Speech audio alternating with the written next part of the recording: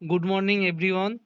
তোমরা যারা যারা আইটিআই পাস করে গেছো অথবা যারা আইটিআই এর ফাইনাল রেজাল্টে অপেক্ষায় আছো, কয়েকদিনের মধ্যে রেজাল্ট দিয়ে দেবে। রেলওয়ে অ্যাক্ট অ্যাপ্রেন্টিস 2025 ইস্টার্ন রিজনে ফর্ম বেরিয়েছে। তো তোমরা, আমি আগেও একটা ভিডিও করেছিলাম, সেখানে আমি তোমাদের বলেছি যে এরকম ফর্ম বেরিয়েছে। তো কিভাবে তোমরা অ্যাপ্লাই করবে কলকাতা ডিভিশনে রেলওয়ে অ্যাক্ট অ্যাপ্রেন্টিসে আমি দেখিয়ে দিচ্ছি। তোমরা এখানে লিখবে আরআরসি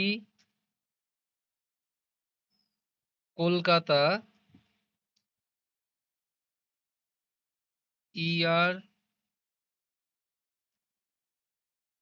অ্যাপ্রেন্টিস।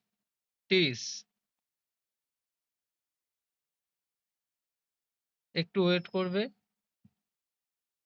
এবার আমরা স্ক্রল করে নিচের দিকে চলে যাব। এই যে দেখতে পাচ্ছ, online application for act apprentice 2025-26 eastern railway, এখানে ক্লিক করবে।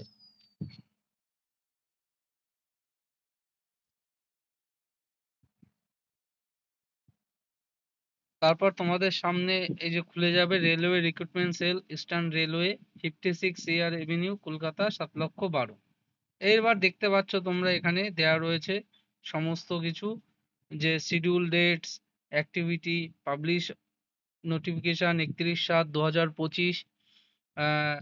তারপরে এখানে লাস্ট ডেট দিয়ে দিয়েছে দেখো 13/9/2025, অর্থাৎ আর বেশি দিন নেই। আজকে কিন্তু 4 তারিখ।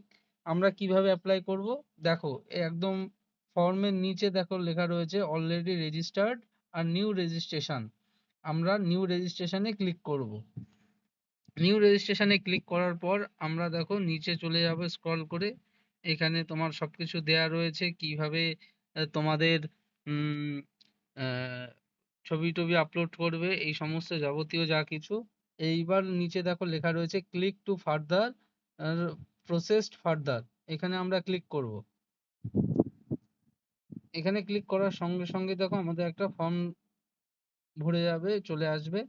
কোন ট্রেডে তোমরা এখানে অ্যাপ্লাই করবে, এখানে যে রয়েছে সিলেক্ট ট্রেড, এখানে দেখো পরপর বিভিন্ন রকমের ট্রেড রয়েছে, যত রকমের কম বেশি আইটিআই তে হয় মোটামুটি। প্রথমে রয়েছে black smith, carpenter, electric machine, electrician, fitter, lineman, machinist, mason, mechanical diesel, mechanical motor vehicle. হ্যাঁ, এই যার যে ট্রেড আছে সেই ট্রেডে তোমরা অ্যাপ্লাই করবে। আমি এখানে একটা যে কোনো একটা চুজ করে দেখিয়ে দিচ্ছি। ইলেকট্রিশিয়ান ট্রেড আমি করলাম।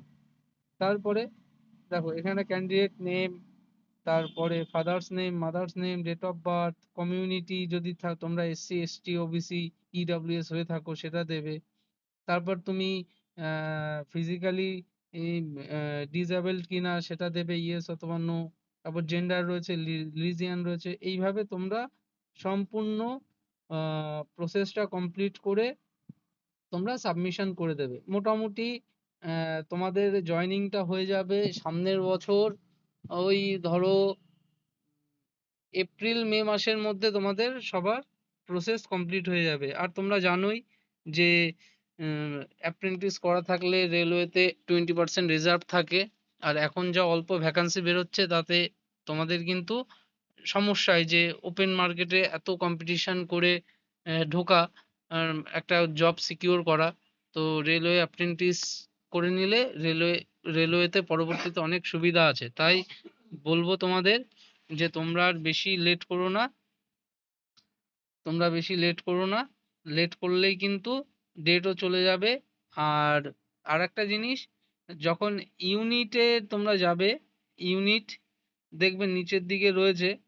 আহ, এরপরে নেক্সট প্রসেস করার পর দেখবে যে ইউনিট অ্যালটমেন্টের জন্য আসে। সেই ইউনিটে কিন্তু শিয়ালদা ডিভিশনটা তোমাদের দেবেন আলাদাভাবে, বাকি সমস্ত ইউনিটগুলো একসঙ্গে করতে পারবে, কিন্তু শিয়ালদা ডিভিশনটা তোমাদেরকে আলাদাভাবে এটা করতে হবে। তাই বেশি লেট না করে তোমরা আজই ফর্ম ফিল আপ করে ফেলো। পরবর্তী যাবতীয় যা ইনফরমেশন আমি তোমাদের এখানে দিতে থাকবো। আর যদি ভালো লাগে তো চ্যানেলটা অবশ্যই সাবস্ক্রাইব করে রাখো। সমস্ত রকমের অ্যাপ্রেন্টিসের আপডেট, জেক্সপো পলিটেকনিকের আপডেট আমরা এই চ্যানেলে দিয়ে থাকি।